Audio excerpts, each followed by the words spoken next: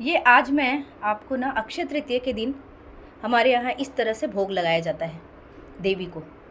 अन्नपूर्णा देवी जो होती है ना, वो मैंने एक वीडियो आपको दिखाया हुआ है, तो आरास का दिखाया है। तो ये अन्नपूर्णा देवी है। इसको अच्छी तरह से मोगरे का फूल, जो फूल होता है ना, उससे सजाया जाता है। और पालने में कुछ लोग रखते हैं, मतलब कुछ लोग चांदी की कटोरी में रखते हैं, डिपेंड जिनको जैसे रखना है, वो उनके घर में जैसे होता है वैसे रखते हैं वो।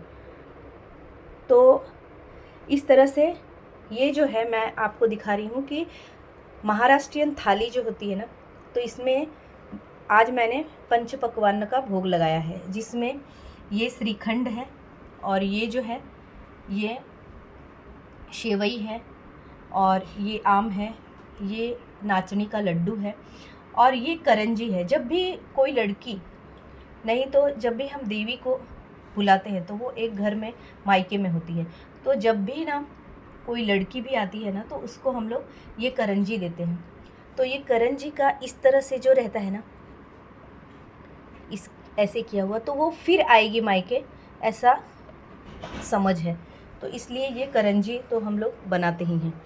और महाराष्ट्रियन थाली जो है, इसमें परोसने का भी एक ना जो सिस्टम है, उसी हिसाब से परोसते हैं। जैसे ये है नींबू, तो बीच में नींबू रखते हैं। और ये मैंने अभी भोग के लिए रखा है, इसलिए नमक नहीं रखा है, नहीं तो यहाँ पे नमक रखते हैं। तो बाएं साइड में, बीच में पहले हम नमक रखते हैं, उसके बाद बाएं साइड में नींबू अचार है ये, उसके बाद ये कोशिम्बीर है, ये जो है कुरडई, मतलब हम लोग पापड़ जो तलते हैं ना, वैसे यहाँ पे कुरडई बनती है। वो आपको किसी भी मराठी चैनल पे आपको कैसे बनाना है पता चलेगा।